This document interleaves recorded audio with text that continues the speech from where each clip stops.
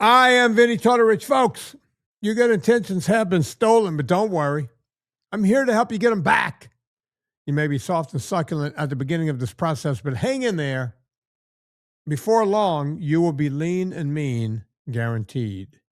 Yeah, Black Crows. That song has been on my mind today because of something I want to talk about for just a few minutes before we get into Zone 2 training here with none other than Mr. Chris Shaffer. Yeah. Angels, angels and devils, Chris. Thorn in my pride. And that song came to mind because there's something that's been going on. I get laughed at by my in-laws. Not all of my in-laws. Ben has the common decency to not say anything, although I know he's thinking it. But generally, and as a matter of fact, you know what? Sammy likes a good Hallmark Christmas movie. So that's okay. Kristen takes great pleasure in saying, like it could be July, and I'll say, "Well, Kristen, that doesn't sound right." She goes, "Coming from a man who watches Hallmark Christmas movies," and I say, "Kristen, I don't do that year round." Number one, You would if you could, though. oh, I could, but I make it a season. I have a very definite season to when I will actually watch them. And it's got to be after, it's got to be cold outside. So it's got to be after Halloween and on January 1st, no matter what. Although there's been one or two on my list. And by the way, folks, it's not just Hallmark Christmas movies. I'll watch the classics, one that's not supposed to even be a Christmas movie, the one with James, what's his name? Um, come on. He loses all the town's money and it was stolen from him. And, the angel every time the bell rings, the angel gets his wings. I'm telling the black and white one that everybody loves. And I've watched like 7 times right now and don't understand the fascination of it. Yeah. It's not even a Christmas movie, but it's only played at Christmas. Do you have it pulled up yet? I can't believe I can't remember it. What the heck? Why can't you see? Whenever I should write this stuff down, Wonderful Chris. Life. It's a Wonderful Life, right? Not a Christmas movie, but known as a Christmas movie. I will watch that. Also, not known as a Christmas movie, but according to my friend who wrote the movie about Nakatomi Plaza, Yippee-ki-yay, mother effer. That is a Christmas movie. And I'll watch, like I said, I'll watch the classics. I'll watch National Lampoon's Christmas Vacation. There you go. All of the good ones. I will watch them all. Die Hard is the one I was just thinking about. I could go on and on about the classics, but I love myself a good Hallmark Christmas movie. And then that started bleeding into other Hallmark things. So you would ask yourself, why, Vinny? Why? Because now is bled into something else, which is the conversation I want to have right now.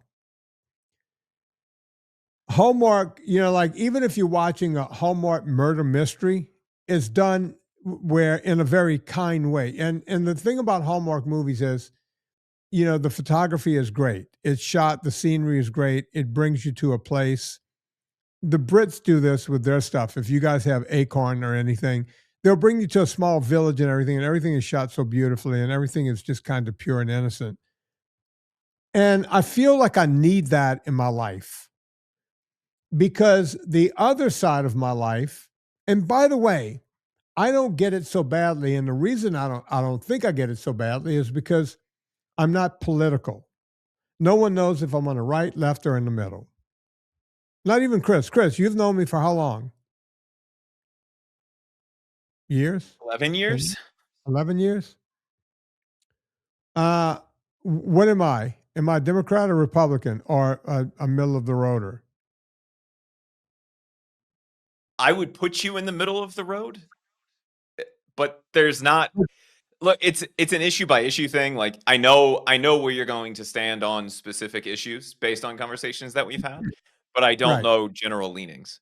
And But I think I like, said to you the other day, I spend more time with you than probably even your wife does, and yeah, pretty much. Yeah. I don't really know, you know. Yeah. Nobody knows. My wife knows, right? And you would be right. Most people would go, he's okay with gays. So he must be on the left. But he Uh, shoots skeet. he owns guns and he shoots skeet. But some left wing people actually do those kinds of douchebag sports. So he could still be on the left, but probably on the right because he actually owns a gun. Nobody knows where I am. And that's where I like to keep it. Well, he's owned an F-150, but he owns a Subaru. Right? It really throws you. You can't even look at the cars we drive. How many stickers does your Subaru have on it? No, we don't do stickers on cars. Oh, so you're definitely a right winger then. Oh, no, they do right wing stickers. They got like the little snake with the "Don't tread on me" thing, and Not the on a American Subaru flag. though. Yeah, that would just blow everybody's mind. You know.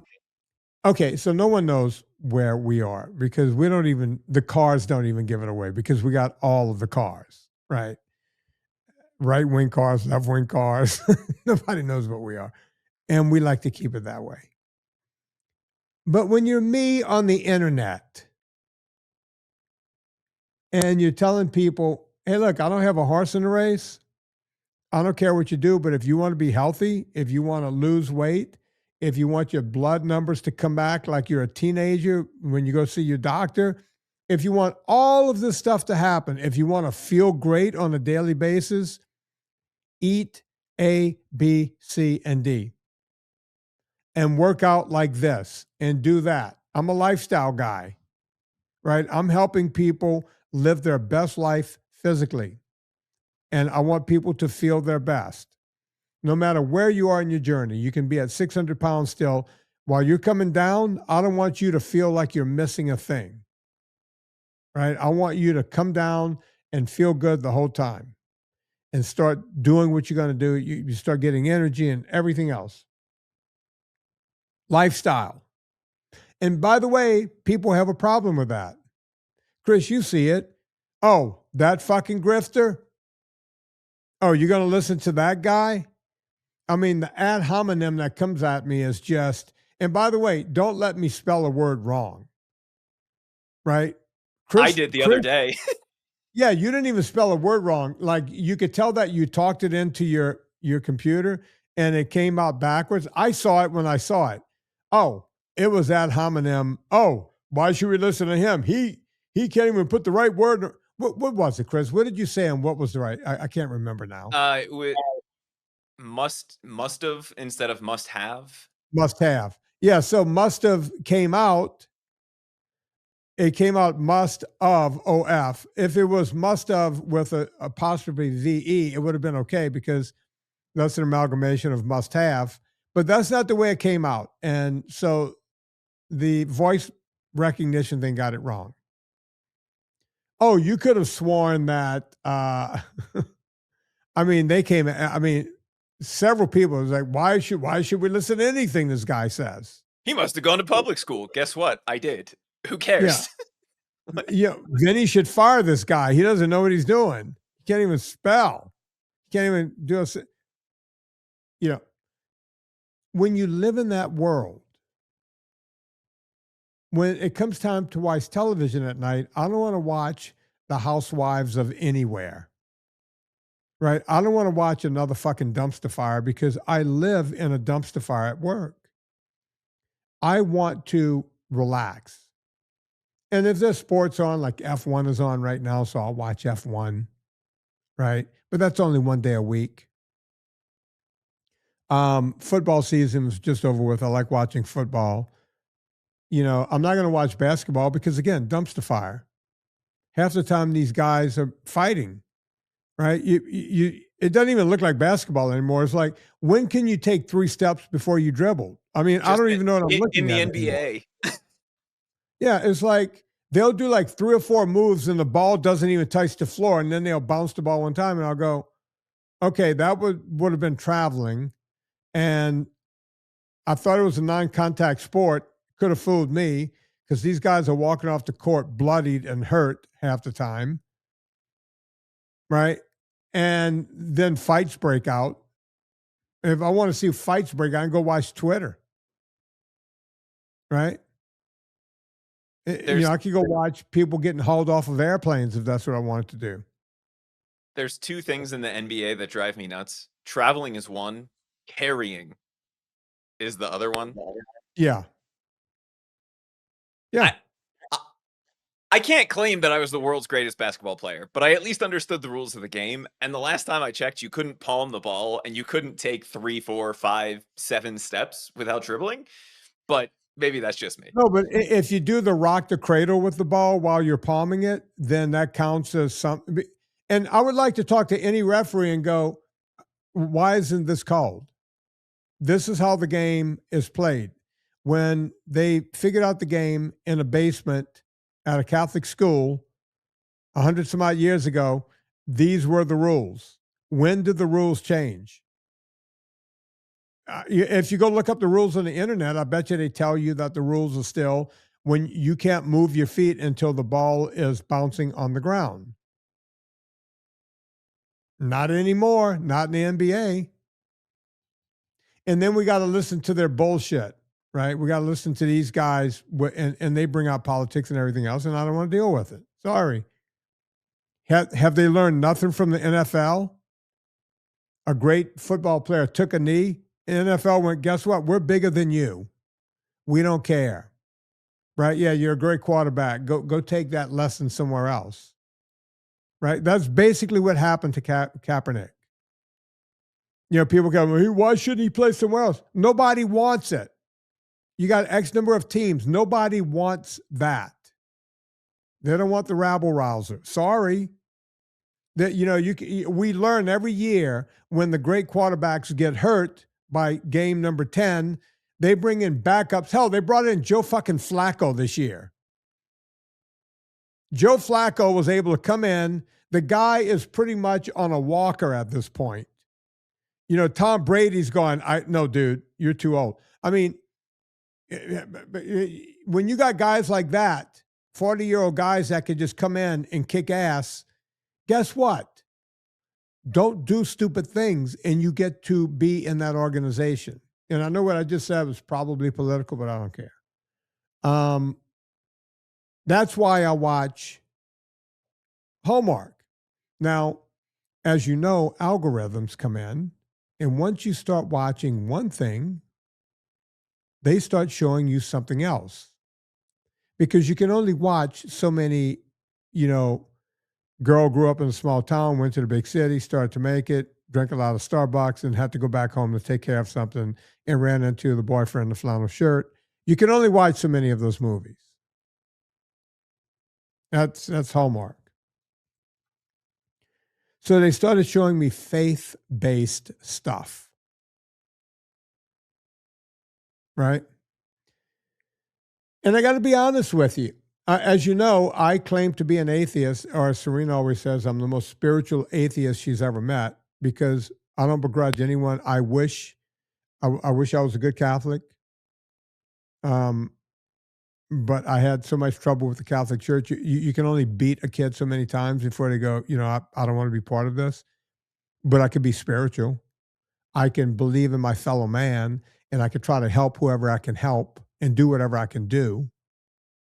And I think I do it quite well. Maybe I can be better at a few things, and I can keep working on that. But when I see a good faith-based movie, I'm in. Right? Some of them are a little more, I don't know, what would you call it? Some of them are a little more, help me out, Chris. Some of them you just can't, like some of them I turn off. They're just a little too much. It's a little too Passion of the Christy for you? Yeah.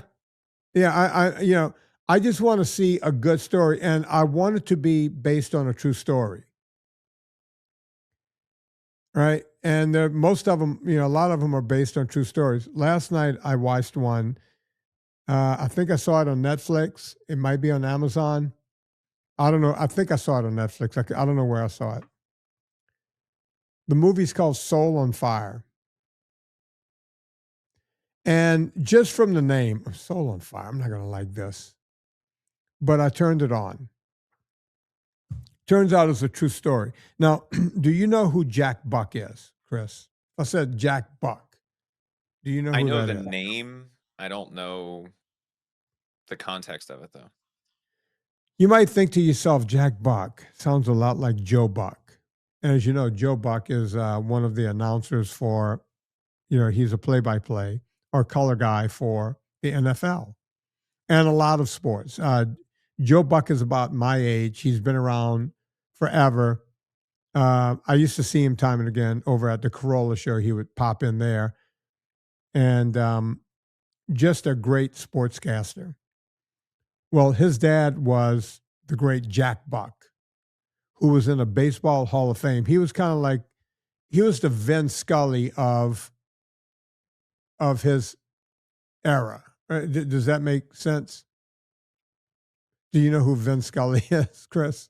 Yeah, He he's was a the guy sports commentator. An for the MLB. Dodgers. Yeah. Yeah.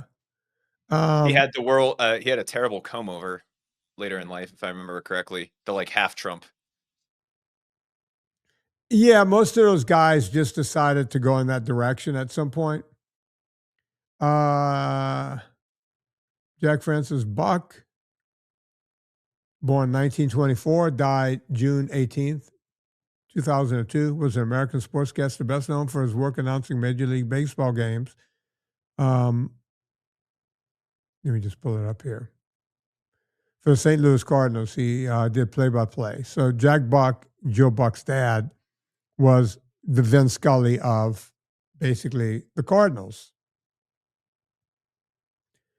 This kid in the movie, his name was John O'Leary, decided to play with matches and gasoline and burned his body 100% and also had smoke inhalation. And when they got him to the hospital, the doctor said, look, we're going to go into surgery with this kid, but go say goodbye to your kid. He's not going to make it. We can't imagine this kid's going to make it. And it would be a very short movie if he died. So I think we all know the outcome. And they didn't just sugarcoat it and go, "Hey, he had this happen," and then all of a sudden, his life became great because he had a lot of trials and tribulations. Went to college, hard drinker in college, barely graduated, met a girl, almost fucked that up. His whole life, he kept coming from behind. He had great parents, and by the way, they didn't sugarcoat that because his dad in the story has not ALS, but Parkinson's, right? But his dad is a big influence. His mom is a big influence. His siblings are a big influence. There was a nurse in the hospital, huge influence. And Jack Buck heard the story on the day it happened. And he was at some black tie event. He got up from the black tie event and went to the hospital and sat with this kid who was bandaged from head to toe, basically in an induced coma. And, Jack Buck went through, stayed with this kid throughout his whole life and became an inspiration for this kid. And this kid became an inspiration for Jack. I've always said that there's only one movie that a dude is able to cry in. Do you know what that movie is? Oh, there's actually two. There's only two movies that dudes are able to shed a tear. Would you like to guess, Chris?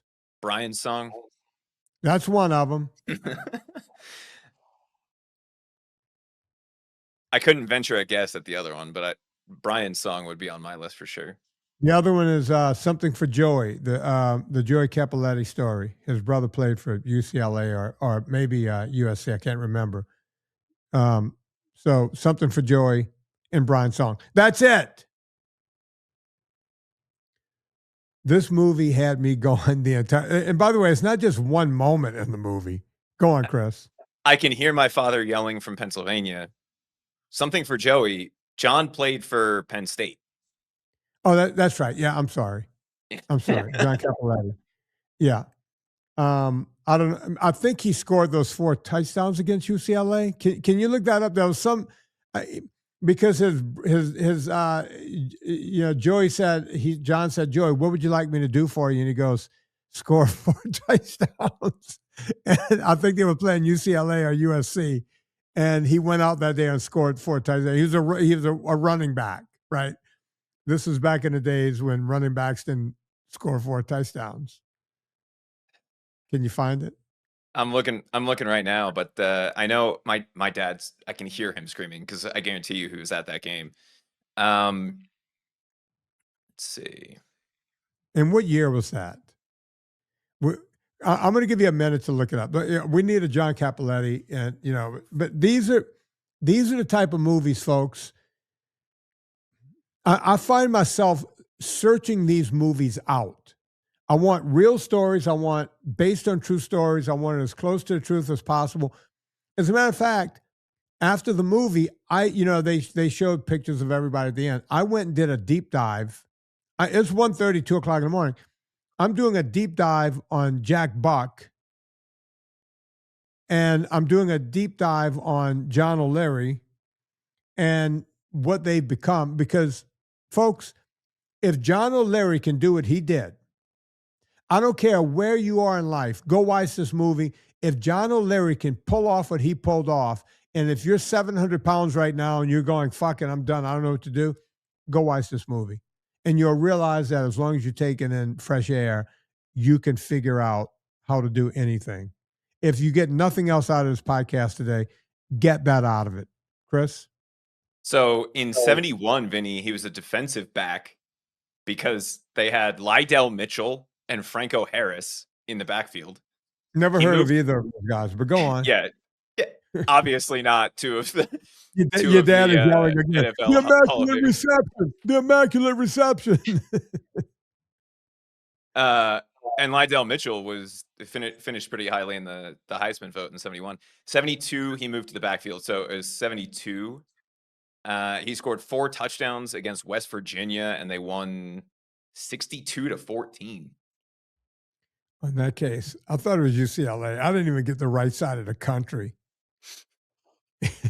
It's against West Virginia. Okay, I'll take it though. Yeah, but think about it. You got 4 touchdowns, right? These movies, they matter, right? The Oscars just came and went. I'll be honest with you. I didn't see anything. I didn't. We don't even. My wife's an actress. We don't even turn the Oscars on. We didn't even know they were on. Someone said the next day, "You guys watch the Oscars?" And it was like, "No." When are they? And it was like, they were last night. And it was like, oh, yeah, all right. No, we don't pay attention. And my wife works in Hollywood, and we don't watch it. In your defense, I'm pretty sure no one watched it. That's a pretty sad thing because that used to be the second biggest show behind the Super Bowl. They were like neck and neck. Who had more audience that year? That just goes to show you what Hollywood's done to itself. They're not making good movies in it. That's why you got to go seek out these TV things, right? It's just interesting to me that we live in this world where they had such a grip on everything, and now no one cares because they're giving Oscars to movies no one has ever heard of. And you could go onto Amazon Prime, they're making their own movies. Hallmark, which makes low budget. You want to talk about low budget movies?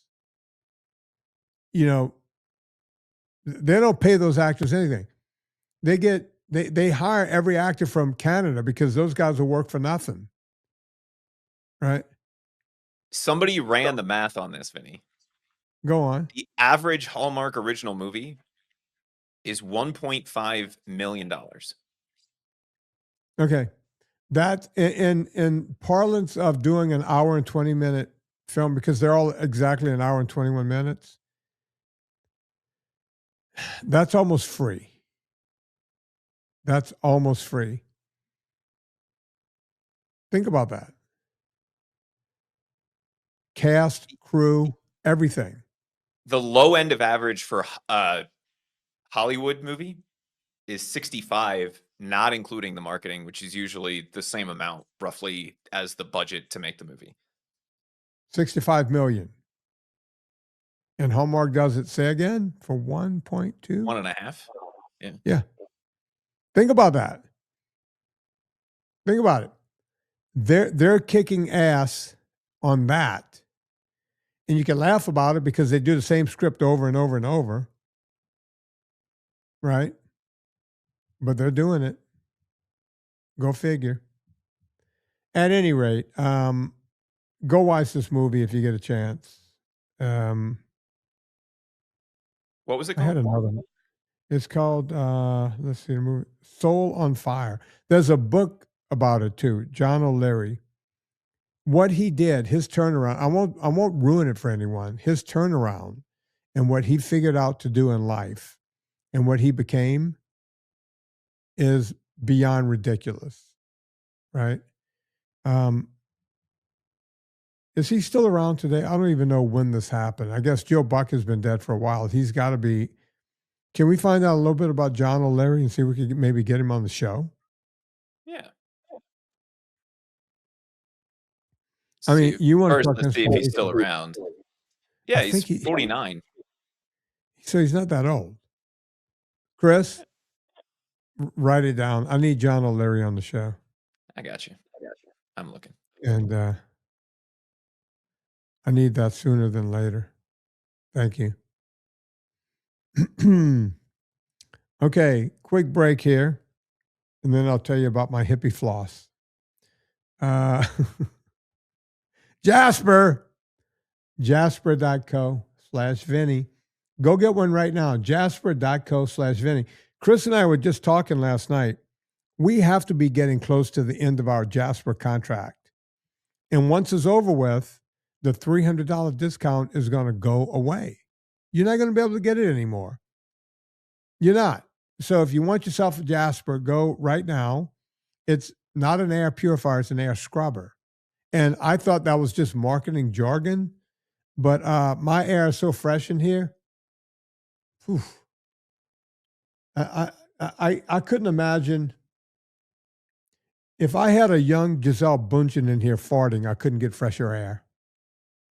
That's how fresh the air is. Jasper.co/Vinnie. If you want fresher air than a supermodel farting, go get a Jasper. They're going to love that copy. Jasper.co/Vinnie. $300 off every time you go there. And get supermodel fart fresh air. Okay, Chris. I'm getting ready to be disappointed tonight. Because, and I don't know why this happens every time, but it does. Can you tell I'm in a talkative mood today? I'll take it. We may never get to the topic. This morning I ran out of floss. Now we buy floss from Amazon, like it comes in a sleeve. To be clear, we're speaking of dental floss. Yeah. Okay, you said hippie floss, and I was very concerned before we went to the Jasper. No, we get Oral-B, you know, the good one is made out of the flat stuff and the whole thing. And when you buy like a whole sleeve of them, there's 10, 15, 20 things in there. You don't think about it for a long time. So you'll go, well, Vinnie, it's stupid. Why don't you just put it on your Amazon thing because I don't know when we're going to run out. It takes a while, right? So that's not something you can say once a month, we need another 20. It takes about a year to run out, right? To go through like 20 or 30. Chris, when I'm talking about a bunch of floss, I'm talking, it's stacked up. Like Costco size floss? Yeah. It's, Like if you took it and turned it into a floss ball, we would have people coming from around the country because we would have the biggest ball of floss just by using one shipment of Amazon floss by Oral B. And so you never know when it's going to run. I went zzz, and like a little piece about that long came out, and it's not enough to get a grip. And I'm like trying to use it, trying to get it in there. I'm trying to work it in. As a matter of fact, I couldn't even get all my teeth because I couldn't get it right. So I had to grab, luckily, I had a Swiss Army knife right there, and it's got the little toothpick on it. And I was able to get the rest of the teeth. See, it's always good to have a Swiss Army knife in your bathroom because you never know. So I did that. Hang on. Do you keep it in your bathroom? Or was it the one you carry normally? Maybe. There's several of them. They're around. I'm looking at one. I can't grab it because I would have to take my headset off. There's one sitting right there, and it's got the little plastic thing.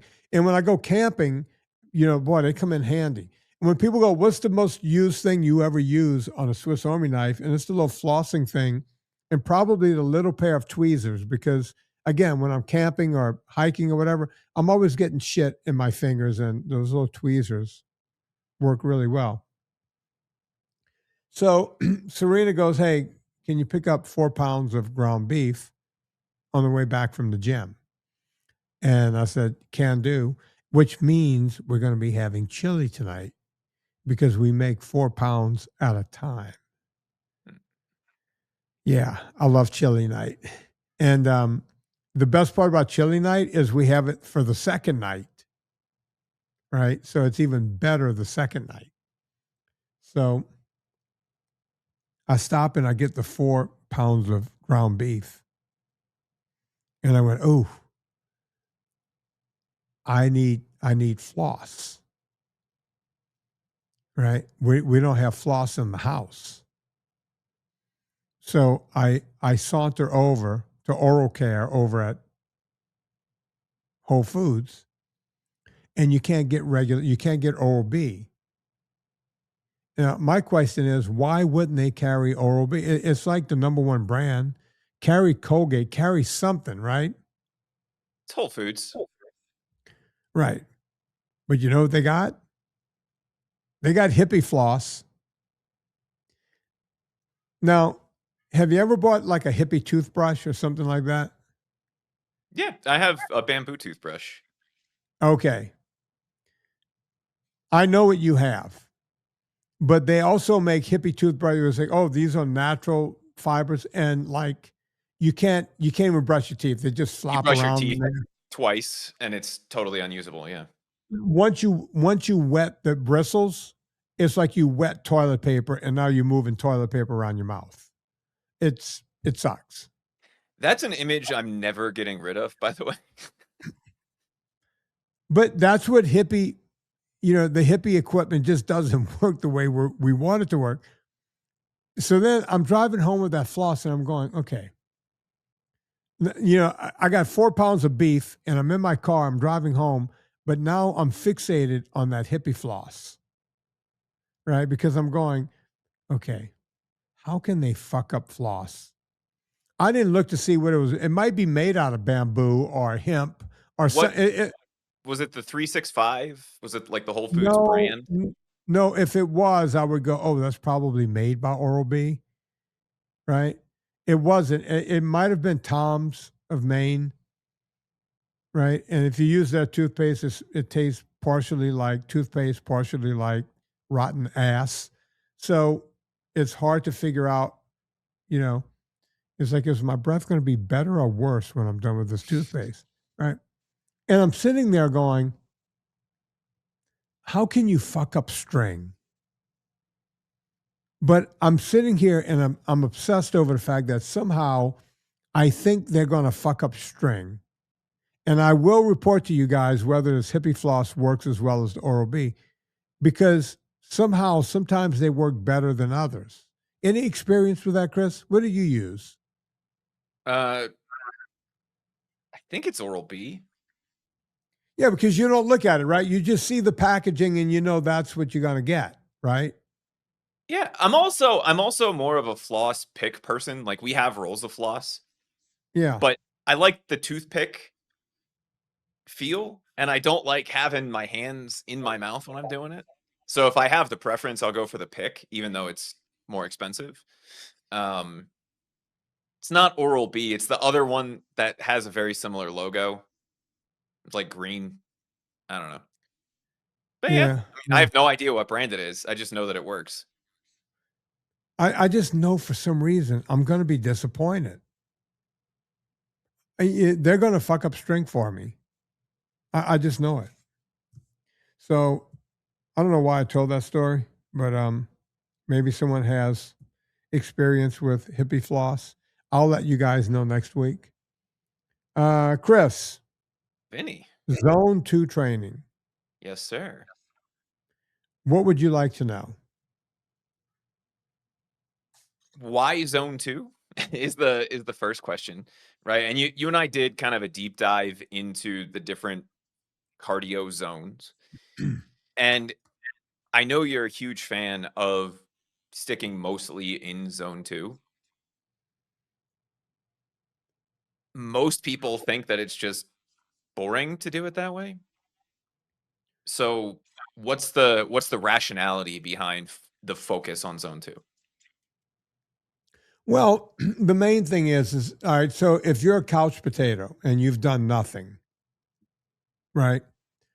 Just getting off the couch, and I don't care if you're heavy, light, whatever, and you first start moving, zone one is good enough. Meaning, if you just go out and casually walk around the neighborhood, that's all going to be in zone one, right?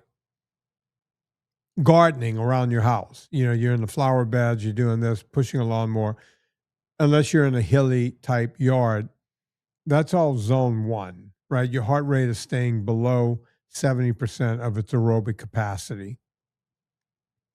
And you will start at first when you do this kind of things, you might work for an hour or two, you'll get very tired.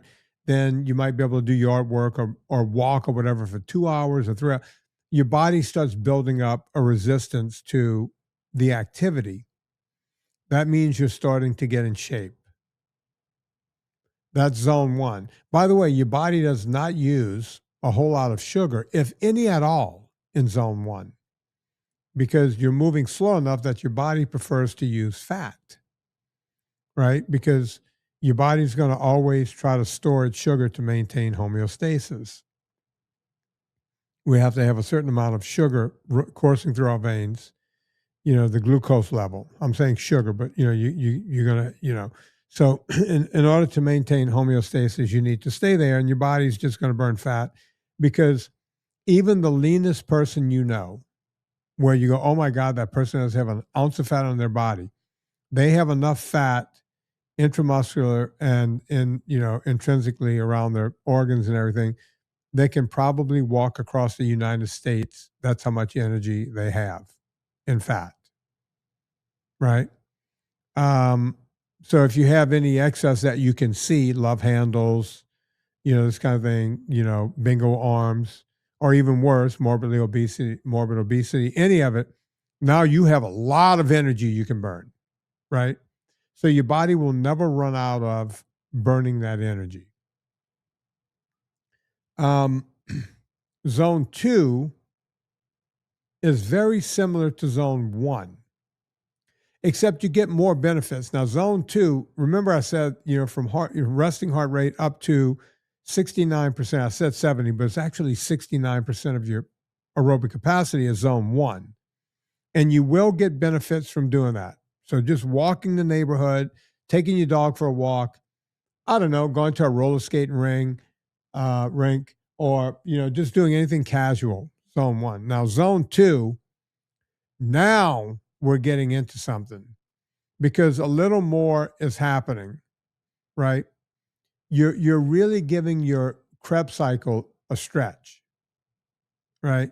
So your Krebs cycle is the way energy is produced when you're exercising in, above zone one. It's actually working in zone one, but zone two, everything becomes exaggerated. So zone two is between 70 and 79% of your aerobic capacity. And by the way, I'll teach you guys how you can bird's eye view it in a minute because a lot of people have these type of watches. I'm holding up my Garmin in the camera, or you might have an Apple Watch or what have you. You know, I don't know. Everybody makes one. Casio. Everyone makes some version of it. Zone 2 is an elevated version of zone 1 where your Krebs cycle is turning over a lot faster. Your body needs to make energy with mitochondria and ATP. ATP is released, and you know that's where creatine comes into effect. Our body starts using creatine in that process. Creatine is created, what have you. Okay, that's zone 2. In zone 2, you're also breathing heavier, which means you're using more calories. And again, just like in zone 1, zone 2, all of those calories are coming from fat stores, either fat you've ingested that day, fatty acid that made it to your liver that's ready to be used, or it's pulling from your subcutaneous fat. And you would go, ooh, if I just keep doing that, I'll get skinny. Well, not necessarily, because, whenever we use energy, we take on more energy. So it's more in the diet, but we're not talking about diet today. I'm just talking about zone 2. I don't want to go off into the weeds. So how, I want to put this so anyone can understand it. In zone 2, you're helping your body will start recruiting if you're out of shape. Remember, we're talking about someone that came off of the couch. It'll start making more mitochondria, and the mitochondria you have will become healthier. So think of mitochondria. I'm going to put it in a cartoon version. It's basically little scrubbing bubbles of energy, right? It's cells that make energy that work within the Krebs cycle, which you don't need to understand. You just have to hear me say Krebs cycle over and over. So your body's making energy from, through mitochondria, and your body will go, well, Johnny over there is working a lot harder, and I need to start making more mitochondria because I think Johnny might do this again because he seems to be doing it a lot lately. And your body, you become healthier. You also increase the stroke volume in your heart.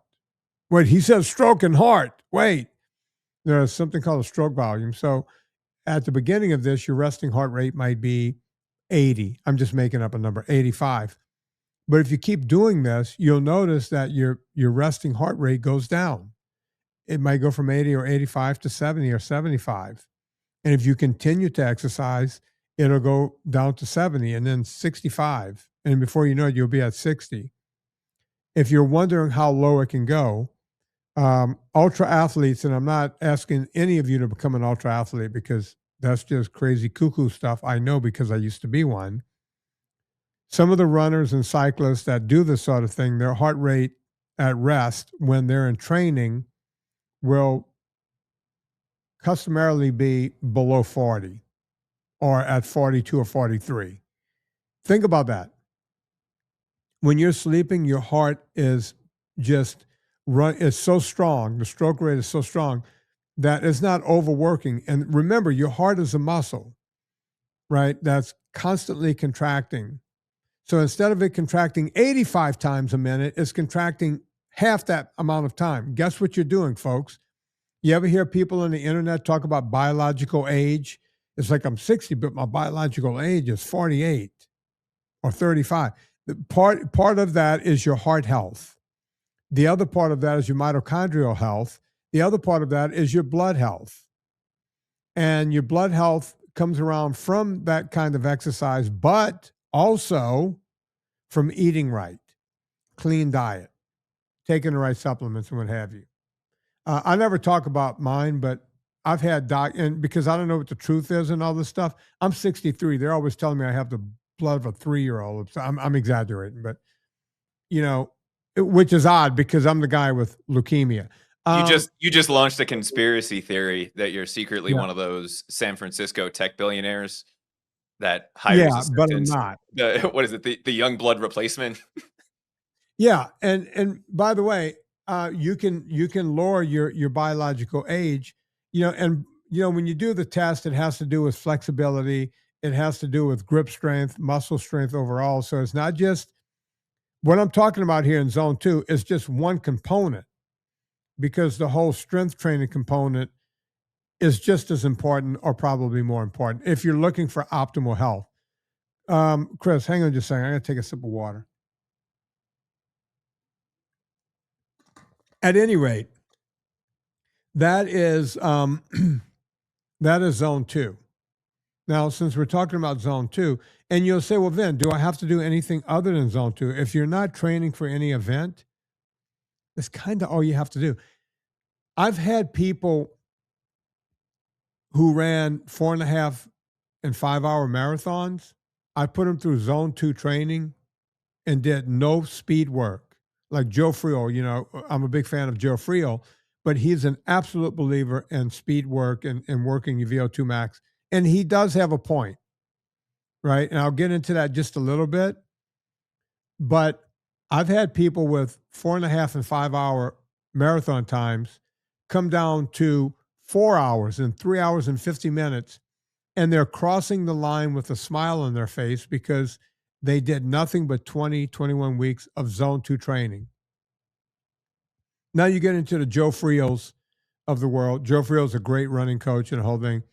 And you hear, half these guys on the internet, these so-called experts, and you'll hear, God, what's his name? The guy that was just in the Epstein, Peter Attia and all these guys. They'll start talking about something called VO2 Max.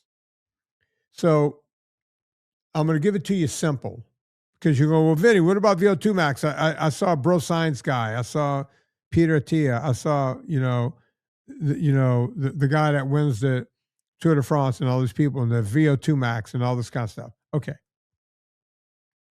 VO2 Max is the maximum amount, volume of uptake. So it's the maximum amount of blood oxygen flow that can happen at any given time. It's simply put. And they talk about as we get older, the higher our VO2 max, the lower the cause of all cause mortality mortality meaning death. So you don't fall off of that cliff as long as you can keep a high VO2 max. So now you're going, wait, then you were just touting zone two. Should I work on my VO2 max? And how do I do that? So this podcast might be labeled zone two and VO2 max. At any rate, VO2 max is important, but not at the beginning. You notice I mentioned someone who ran a 4.5 or 5 hour marathon. That means they know how to run already. And then I'll put them through 18 to 21 weeks before the next marathon, never do VO2 max, and take their time down significantly. Right? So then why do VO2 max? Because it works. It's kind of like the difference between doing strength training and aerobic training. VO2 max is kind of like strength training. You're working, and by the way, it's better to be in good heart health before you do it. And by the way, don't just go out and do this tomorrow. If you've never done this stuff before, go see a doctor. Get a thorough checkup. I am not making this up. I think I'm the only online fitness coach trainer that will tell people to do this. If you're doing VO2 max work for real, you're going close to zone 5. Zone 5? What's he talking about? So would that be like sprinting? All right, so let me explain. So I got you past zone 2, up to 80% of your aerobic capacity. So zone 3 is 80 to 90% of your aerobic capacity. That's where you can, while you're exercising, you can still talk, but not in complete sentences. So in zone 2, you should be able, if you don't have deviated septum, keep your mouth closed and breathe through your nose. By the time you get to zone 3, you're doing a bit of mouth breathing along with nose breathing, and you can't complete whole sentences. It's like, "Hey, bro, we're gonna do another lap," right? Like you can't do more than 2 or 3 words before you're breathing hard again.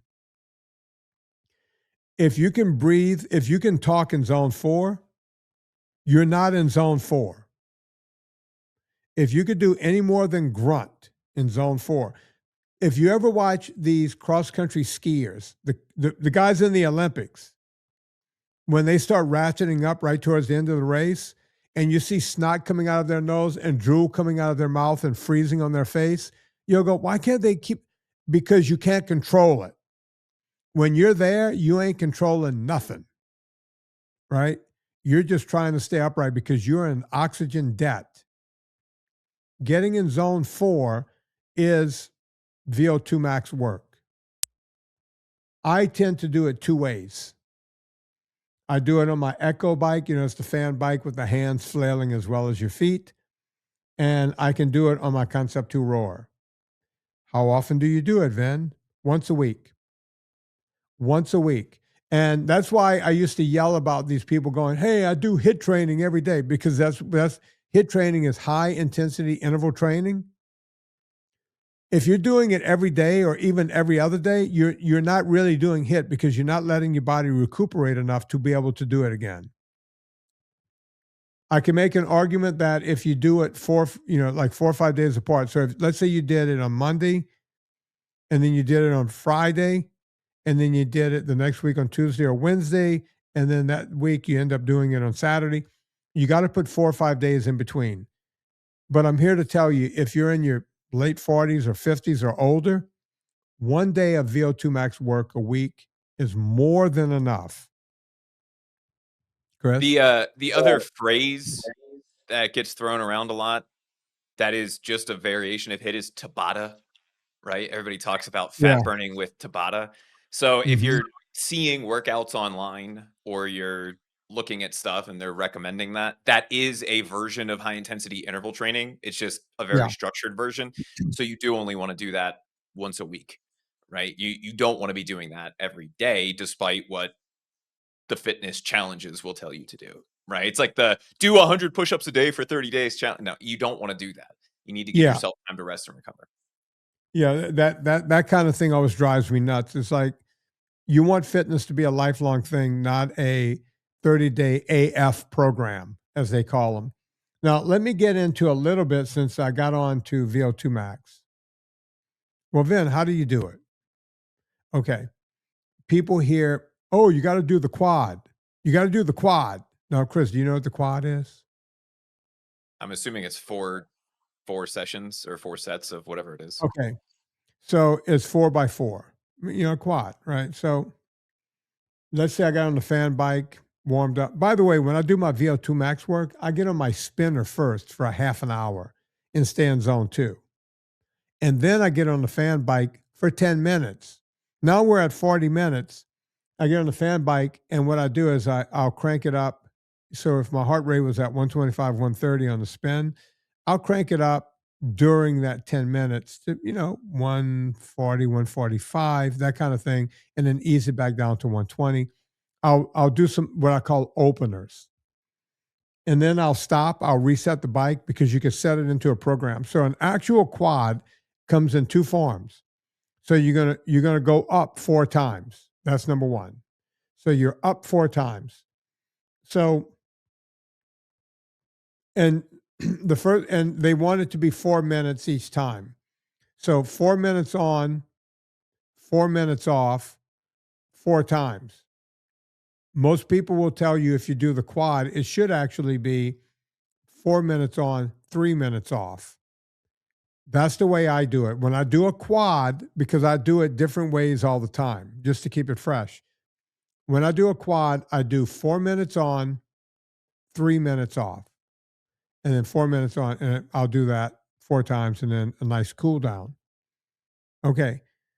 When you're doing the 4 minutes, you cannot stay at the party for 4 minutes, right? So unless your name is Pogachar, right? Or so, you got to be a well-heeled athlete. I usually take my heart rate up gradually. When the 4 minutes is on, I go, I'll get up to, 250, whatever, watts. I'll be at 250 watts for like the first minute, which gets me up to like 135, 140. And then between the first and second minute, I'll move the watts up to like 300 because my bike shows wattage and all the whole thing. And I'll hold it there. And now my heart rate is getting up to, you know, 150, 152. I'm starting to feel it. I'll hold it there until 2.5 minutes. And in that last 30 seconds of that, I'll crank it up again, maybe 325 watts. See, whenever you get in really good shape, you can watch where your heart is and where the watts are going. And as you get in better shape, it takes longer to get to, you're working easier at the same watt. So it's fun to watch. If you're science brain, you'll do that. By the time I get to the last minute, I'm cranking maybe 425, 450 watts. And I'm watching my heart rate go up to where the red line is. I do not stand on ceremony. On the first lap, when you have a lot of extra glycogen in your blood, I'll get there at a higher wattage.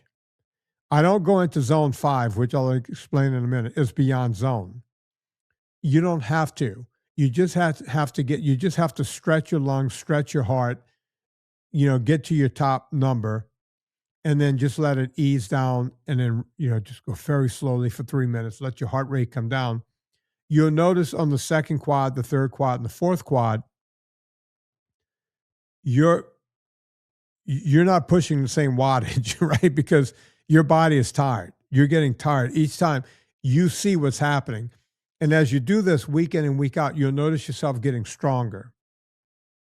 And if I did it on the rowing machine, it's the same thing. I would warm up on the spinner, get on the rowing machine, maybe row for 15, 20 minutes very easily, make sure I'm all warmed up, and then boom, do a quad. If you're asking me which one hurts more, the Echo bike or the rowing machine, the answer is yes.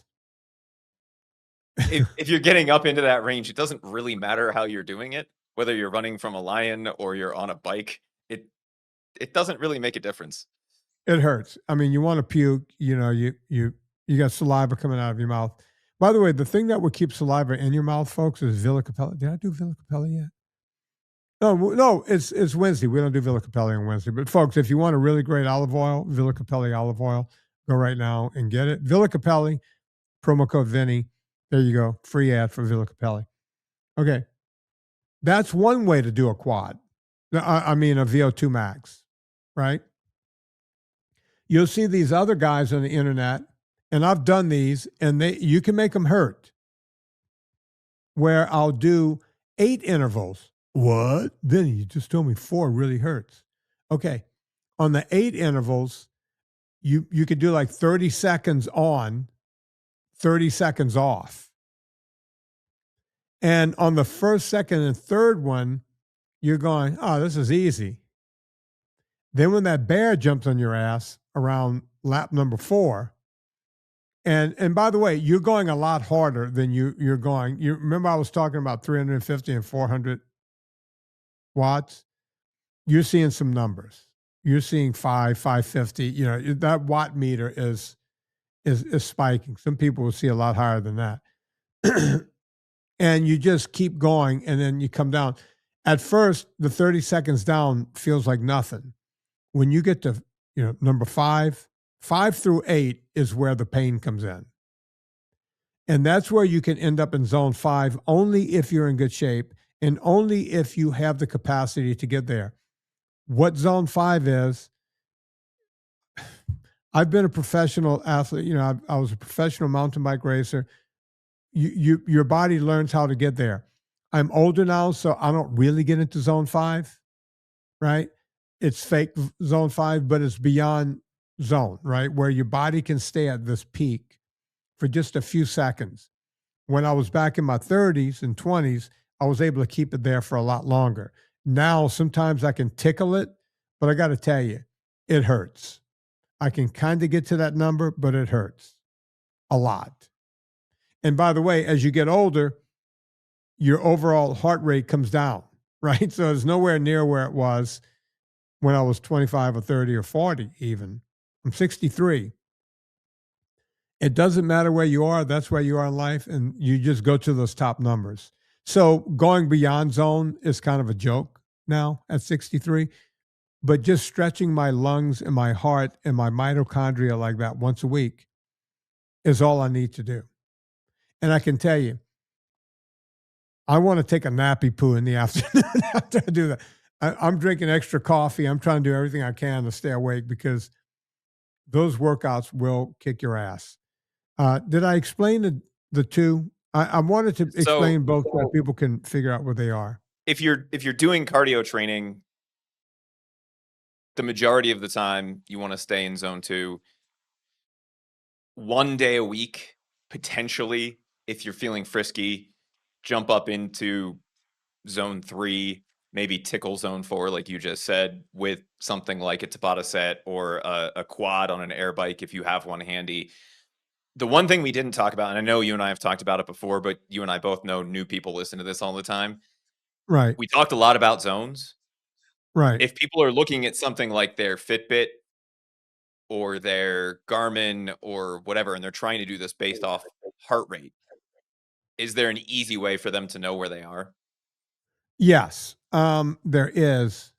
All right. So first off, if you're using a Fitbit or the method I'm getting ready to give you, they're not 100% accurate, and they never will be.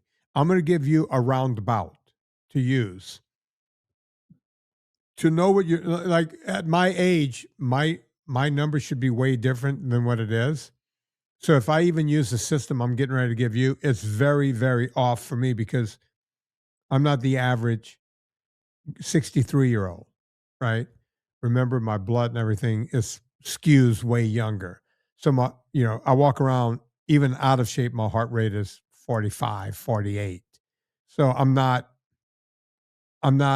you. And there's a lot of guys like me, but you can become me. It's just, it's a lifetime of commitment. Um, the best way to do it, if there's a university or sometimes some hospitals in your area where you can go and take a stress test, and is you want to go to a reputable place because some people take. That's why I said go see your doctor before you do any of this. Because if you're doing VO2 max work and your heart can't take it, you can kill yourself by going there and taking a stress test. If you have an infarction during the test, you're in the hospital or you're in the lab where they can bump you and get you back and you won't die. That's how important this stuff is to go get checked. They can tell you what your top heart rate is. So, Chris, you have a calculator over there? Yeah. We're gonna write these numbers down and see how close we get. We're gonna use Chris, right? So, Chris, do you know what your top heart rate is? I have no idea. All right, let's say you went and got it tested and you got to 185. I'm just going to make up a number. You got to 185, your top number. It might be let's call that your age 190. Let's say you got to 190. Okay. Okay, you got a calculator? Yeah. What's 75% of 190? 142 and a half. So 142 Okay. or 143. So 142, 143. So your maximum heart rate is 190.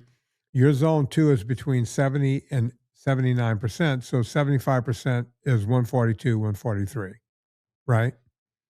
Yep. So if you know what that number is because you went and took that stress test, then you can nail it spot on.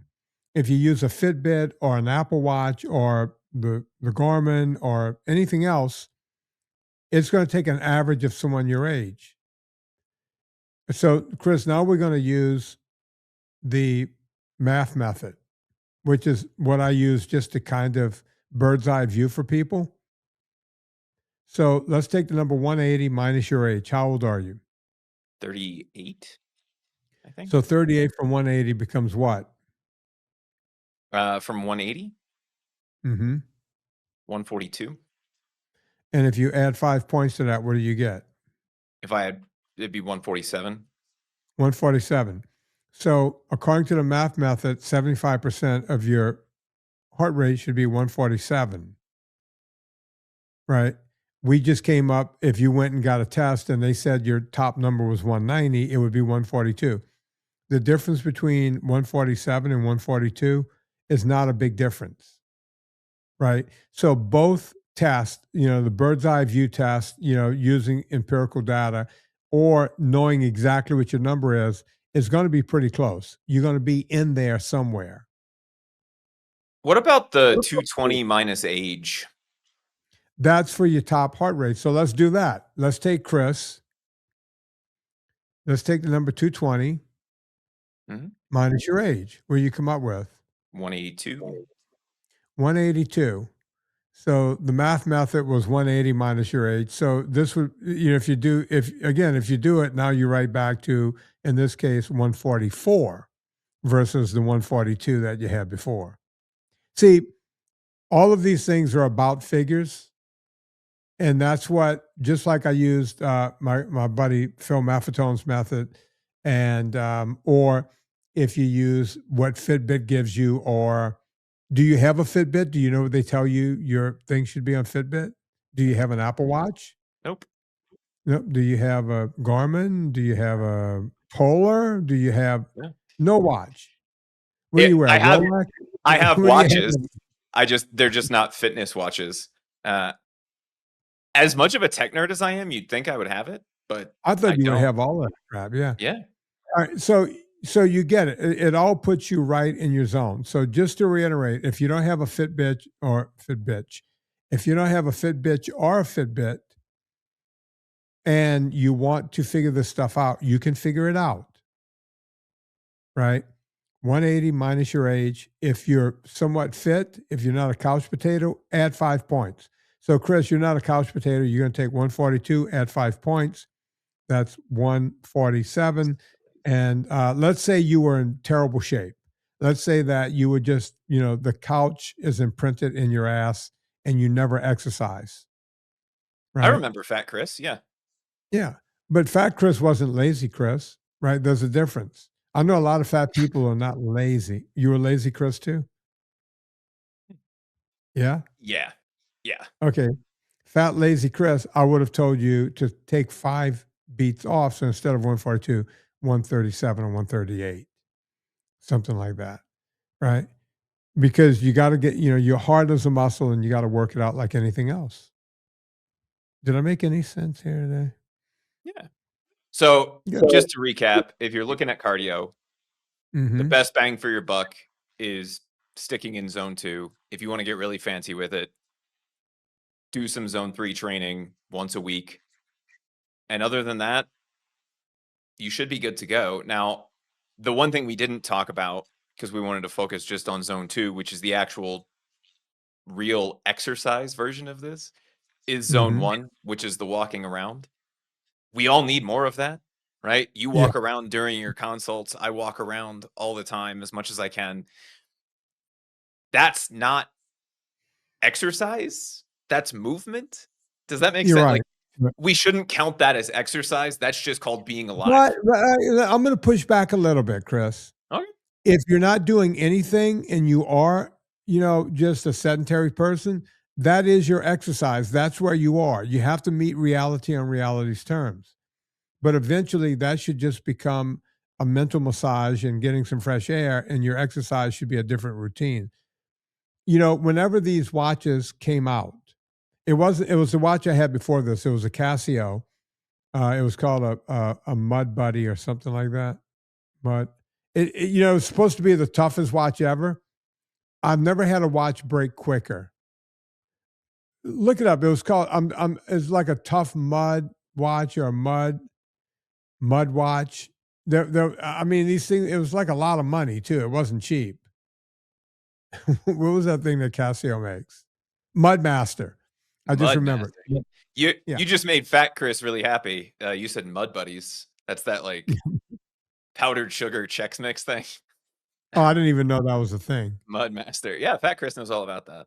Yeah, Uh, I had a Mudmaster, and it came set up the way it was, and there was a number on top, and I was like, "What's that number? What's that number?" And every day I would see that number, and early in the day it would be low, and later in the day it would be really high. And I was like, "I must something to do with mood or something." I was like, "Well, this is made for military folk. I don't think they would have like a mood ring on this it's a watch or mood. whatever." It turned purple. What does that mean? Yeah, it's like, "What's going on?" And I think Gina Grad figured it out. She was like, "Oh, no, that's the number of steps you do per day."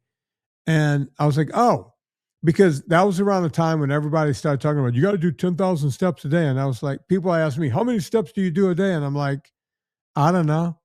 I doubt it's 10,000." Turns out every night when I go to bed, the thing is somewhere between 12 and 15,000.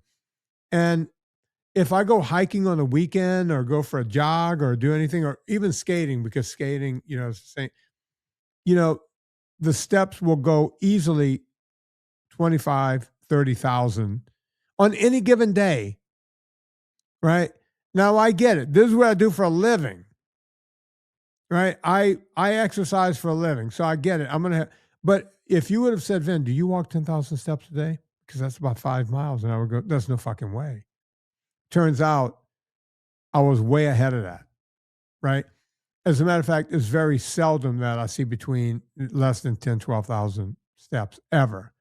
That was like a sedentary day. So you end up where you end up in life, is what I'm saying. It's like, this is what I do. I'm not expecting you guys to do it, but I'm expecting you to do your version of it, right? I hate when people say to me on Twitter and everything, well, Vin, I'm not you, but this is what I do. It's like, no, no, I don't want you to be me. Don't do me, do you. Okay. Also, go to purevitaminclub.com and get everything we have over there. Chris and I are working on bringing other products in to our page over at vinnietortorich.com. We're finding other products that I use that we like around here that people ask me about all the time. And we're making a big deal out of that. So you can also go to vinnietortorich.com. You'll find everything you need there. You'll find stuff like the Jasper at vinnietortorich.com slash no, what is it? Jasper.co/Vinny. But you'll see the thing there. You'll see Pure Vitamin Club. You'll see all of it. If you want to put your name in for the VIP, some guy, Chris, just missed it the other day. I You see saw that that. guy on Twitter? He was like, "Oh, it's like, dude, it was open for we left it open for a whole week for all the new micro people. Come on. Come on, man. Come on, broski." All right. So go check out everything we have going on over there.